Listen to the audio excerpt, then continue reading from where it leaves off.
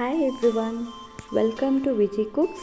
ನಾನಿವತ್ತು ಒಂದು easy and tasty ಆಗಿರೋ ಕಾಜಾ ಪೂರಿ ಅನ್ನೋ ಸ್ವೀಟ್ ರೆಸಿಪಿನ ನಿಮ್ಮ ಜೊತೆ ಶೇರ್ ಮಾಡ್ತಾ ಇದ್ದೀನಿ. ನಾನು ಈ ರೆಸಿಪಿನ ಫಸ್ಟ್ ಟೈಮ್ ಟ್ರೈ ಮಾಡಿದ್ದೆ. ಸೊ ಶೇಪಲ್ಲಿ ಸ್ವಲ್ಪ ಹೆಚ್ಚು ಕಮ್ಮಿ ಆಗಿದೆ, ಬಟ್ ಟೇಸ್ಟ್ ಮಾತ್ರ ತುಂಬಾ ಚೆನ್ನಾಗಿ ಬಂದಿತ್ತು. ಸೊ ನೀವು ಕೂಡ ನಿಮ್ಮ ಮನೆಯಲ್ಲಿ ಒಂದ್ಸತಿ ಟ್ರೈ ಮಾಡಿ.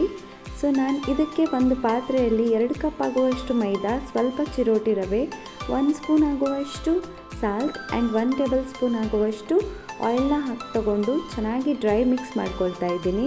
ಸೊ ಡ್ರೈ ಮಿಕ್ಸ್ ಆದಮೇಲೆ ನನಗೆ ಎಷ್ಟು ಬೇಕೋ ಅಷ್ಟು ನೀರನ್ನ ಸೇರಿಸ್ಕೊಂಡು ಚಪಾತಿ ಹಿಟ್ಟಿನ ಹದಕ್ಕೆ ಸಾಫ್ಟಾಗಿ ಬರೋ ಥರ ನಾದ್ಕೊಂಡಿದ್ದೆ. ಸೊ ಇದು ಒಂದು 15 to 20 ಮಿನಿಟ್ಸ್ ನೆನಿಬೇಕು. ಸೊ ಒಂದು ಪಾತ್ರೆಯಿಂದ ಮುಚ್ತಾ ಇದ್ದೀನಿ.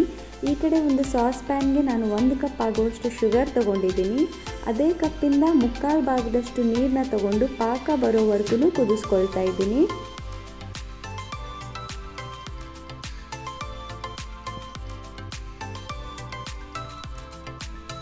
ಸೊ ನೋಡಿ, ಇವಾಗಿದು ಕುದೀತಾ ಇದೆ. ನಾನು ಈ ಟೈಮಲ್ಲಿ ಇದಕ್ಕೆ ಸ್ವಲ್ಪ ಏಲಕ್ಕಿ ಪುಡಿ ಆ್ಯಡ್ ಮಾಡ್ಕೊಳ್ತಾ ಇದ್ದೀನಿ.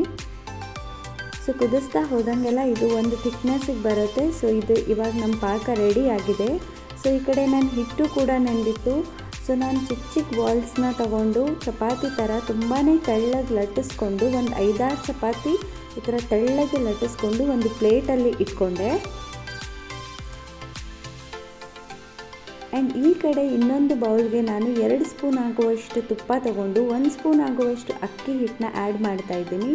ಎರಡೂ ಚೆನ್ನಾಗಿ ಗಂಟು ಬರದೇ ಇರೋ ಥರ ಚೆನ್ನಾಗಿ ಮಿಕ್ಸ್ ಮಾಡಿಕೊಂಡು,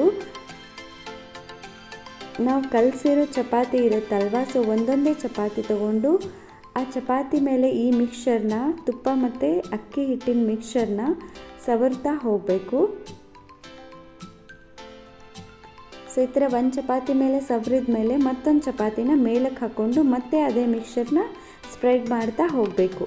ಸೊ ಇದೇ ರೀತಿ ನಾನು ಒಂದು 5-6 ಚಪಾತಿನ ಸ್ಪ್ರೆಡ್ ಮಾಡ್ಕೊಂಡಿದ್ದೆ. ಎಲ್ಲನೂ ಚಪಾತಿ ಎಲ್ಲ ಸ್ಪ್ರೆಡ್ ಮಾಡ್ಕೊಂಡ್ಮೇಲೆ ಈ ಥರ ರೋಲ್ ಮಾಡಿಕೊಂಡು ಚಿಕ್ಕ ಚಿಕ್ಕ ಸ್ಲೈಸಸ್ ಆಗಿ ನೈಫಿಂದ ಕಟ್ ಮಾಡ್ತಾ ಹೋಗಬೇಕು. ಇವಾಗ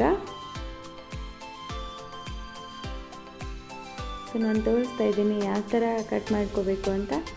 ಸೊ ಈ ಕಟ್ ಮಾಡ್ಕೊಂಡಿರೋ ಪೂರಿಗಳನ್ನು ಇವಾಗ ಕಾದಿರೋ ಎಣ್ಣೆಯಲ್ಲಿ ಮೀಡಿಯಮ್ ಫ್ಲೇಮ್ ಇಟ್ಕೊಂಡು ಸ್ವಲ್ಪ ಬ್ರೌನ್ ಕಲರ್ ಬರೋವರೆಗೂ ಫ್ರೈ ಮಾಡ್ಕೋಬೇಕು.